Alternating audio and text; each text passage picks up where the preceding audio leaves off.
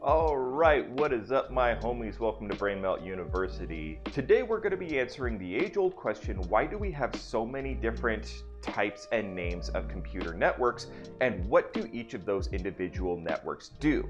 If you find this movie helpful, please feel free to like, subscribe, and hit the notification bell. If you have any questions, please add them to the comments below. All of these things help the YouTube algorithm and help keep us on YouTube. And with that said, let's get started. When we're classifying computer networks, there's usually a few different ways that we do this. We sometimes classify these networks based off of how these devices interact with one another. We generally classify in two categories when we're using this form of classification, and we classify these as client-server networks or peer-to-peer networks. In a peer-to-peer network, no two devices have any authority over the other. They all have equal privileges, they're all considered equally as important to the network, and they all house their own individual information. Your typical home or small office network is generally a peer-to-peer. Each of your individual devices probably stores a different set of files on them. Each one is home to different amounts of information, and each of these might have to provide information to another system somewhere else on the network. In a client-server architecture, this is very different. In a client-server model, there's generally one or a small handful of devices on a network that have much more privilege compared to all of the others. These are generally referred to as servers. Your servers are something that provides some sort of service, whether they're storing all of the files needed throughout the network for everyone to use, whether they are providing email to all of your employees, or whether they're providing a website for your customers to connect to. In a client-server architecture, usually we draw these as a bit of a star, where you have a server somewhere in the middle, and then all of your individual end-user devices branch out from there. This form of classification is really just paying attention to where the data is being stored and where it's traveling when in use. We usually don't like to just stop here. We usually, when we're talking about networking, like to focus on the size and scope of a network. When we're talking about the scale of a network or the scope of a network, we're usually talking about the geographic size of a network. The smallest of these scales is called a personal area network, or PAN for short. Your PANs usually have a very small range. Most textbooks put the maximum range of a PAN as 10 meters. Or if you use freedom units, that's about 9 AR-15 stacked end to end. Your personal area networks are usually for personal use. These are for exchanging information from your phone to your laptop using a Bluetooth connection, or using earbuds to listen to your favorite song while you're cleaning the house.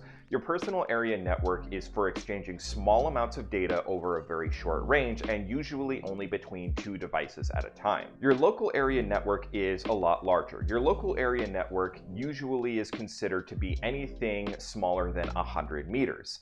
Your local area network is used by small to medium-sized businesses, and these usually only cover the scope of a single office building or perhaps a small complex which only has 3 or 4 different buildings spread throughout a small parking lot. Your local area networks used by businesses usually separate different business components out, such as your financing department and your sales department would need separate local area networks. Your local area networks usually can be segmented using the idea of a virtual LAN, VLANs, to separate your physical LAN infrastructure out into several logical smaller networks. Next up from a local area network, we have a campus area network or metropolitan area network. Both of these are usually combined together, and they're both considered one and the same, but some textbooks actually separate these out to mean two totally different things. Your CANs are generally for a larger organization that needs to be spread out across several buildings. Your average school or college campus would likely be considered a campus area network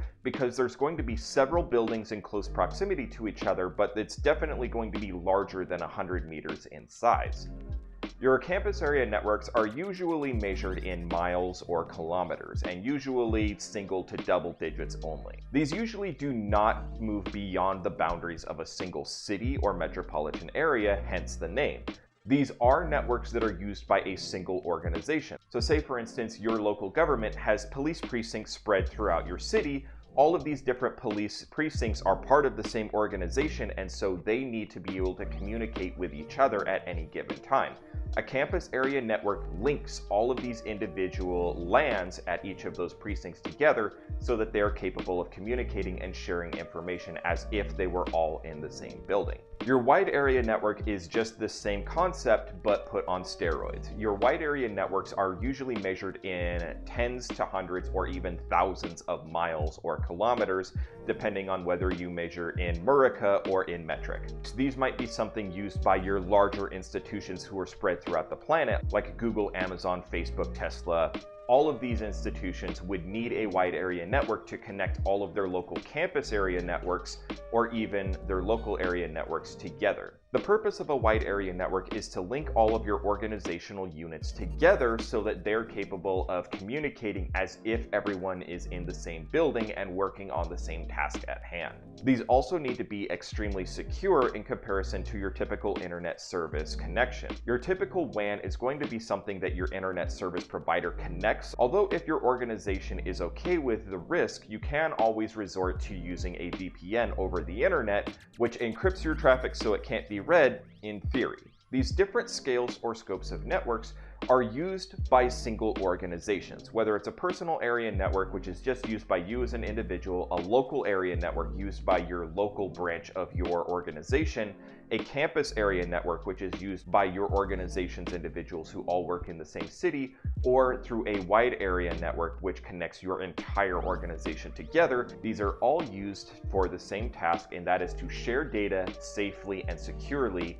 for the purpose of achieving a common goal or mission. Understanding the size of a network and understanding the purpose of a network are one thing, but we also need to, number one, be able to understand how these networks are laid out and organized. If you need to see how the individual devices in a network are interacting with each other, you need to be able to create a topology. Just like with a geographic topology where you're looking at the landscape of a specific region, your network topology is going to help you understand how your devices are laid out and connected to each other.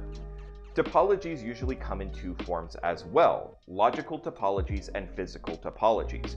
Your logical topologies are usually going to be looking at the software of a network. This is how the individual end users are going to be interacting with each other. These end users might just be interacting directly one-on-one if this is a small network. If you have a whole network of individuals who are just kind of connected willy-nilly and some share information with some others but not everyone else, this is usually called a mesh. Your mesh networks are a form of peer-to-peer network where a lot of devices are capable of communicating with a lot of others, but not necessarily all devices being able to connect to all other devices. This partial mesh or mesh network is usually only used in SOHO scenarios. Large organizations that are capable of fielding a full-powered LAN are not going to like using a partial mesh. If all of your devices are able to communicate with all of the other devices in your network, meaning that all other devices are capable of interacting with all others, you're going to end up with a scenario where all of your devices are capable of communicating, and this is good for your business, but it's not scalable. The scalability of the network is the ability to add additional employees or user devices into a network without creating undue complexity to the network. With full mesh or even partial mesh, each additional computer that you add to the network increases the complexity, and this is a real problem when it comes to scalability. This is why we usually try and go with some other topology, the most common being a star topology. The way a star topology works is that you have some device in the middle that connects all the others together. Picture a 48-port switch with 48 devices connected all around it. The one device in the middle serves as a single point of reference to every other device on the network. This star topology means that for each new device that you connect, you only need to add a single new cable to connect it, or a single wireless connection, and all other devices are capable of instantly communicating with this one new one, and vice versa. This is a highly scalable network topology, a star topology, which is also sometimes called a hub and spoke topology. We usually use the term star, but depending on whose textbook or whose class you're taking, you might still have to memorize hub and spoke as well. There's also some legacy topologies, which are topologies which we don't really use anymore, but certain organizations still have them in production because they do have certain advantages over others. Or this is an institution that just is absolutely allergic to change and it's probably going to be gone in a few years anyway. One of these topologies is a ring topology. The way that a ring topology, also sometimes called a token ring, works is you would have a specialized form of hub called a ring hub, and it creates what's called a token, and it passes these around its interfaces in a particular order. Usually we just refer to this in a ring or a circle. Only the device that has a token is capable of receiving and transmitting, meaning that only one device in this network is capable of transmitting and receiving at a time. The token ring hub actually has to queue all traffic meant for each individual device until that token has been passed to the respective device. And then as those devices have the token, they're capable of clearing their queues that they also have to collect for outgoing traffic. Your token rings are completely isolated. They are incapable of communicating with the internet, meaning that these are for local area networks only. You cannot connect a token ring to the internet and get to some address over the internet and actually make it work. That's not how these were designed. These designs are actually very nuclear survivable. You can actually build one of these inside a Faraday cage, which is a device designed to prevent electromagnetic interference, including the electromagnetic pulse created by nuclear bombs. This is why a lot of militaries still use token ring topologies, because they are nuclear survivable, and in the event of nuclear war, a token ring is still capable of sharing information and mission critical data can still be passed throughout the individual segments of an operational unit. The next of these is called a bus hub topology, which is kind of like your original cable network. You would use coaxial cable instead of Ethernet, and basically you would just tap in a computer every time you want to add a new device. Now, naturally, this is not a particularly good network, because as soon as you break that chain somewhere, whether someone turns off a computer or someone cuts that cable, the entire network goes down, because now there is no way to return that traffic. Your bus hub has not really been a thing for decades. That doesn't mean they're not out there, and that also means that because there might be someone using it in a very strange and obscure use, that means certification exams love to throw this random, obscure, and obsolete BS at you to try and get you to have to pay to retake an exam. These individual forms of topologies can be either logical or physical. Your physical topologies are paying attention to the hardware and how they're individually connected to each other, versus your logical topologies that are only paying attention to how the end users are sharing software data with each other. And with that, I think that we're about ready to wrap up. If you have any questions, again, feel free to drop a comment below and I'd be more than happy to try and answer that. There's a lot of distances, sizes, scales, scopes, terminology, and nomenclature that you have to memorize, even if you're just going to be communicating with other networking technicians, no less having to memorize for a certification exam. Hopefully you'll be able to commit these terms to memory quite quickly so that you'll be able to move on and continue to pursue this career field and grow better with what you're doing. Once again, just a reminder to like, subscribe, hit the notification bell, and comment below for the YouTube algorithm. It really helps us out. It's been real, and we'll see you here next time at Brain Melt University.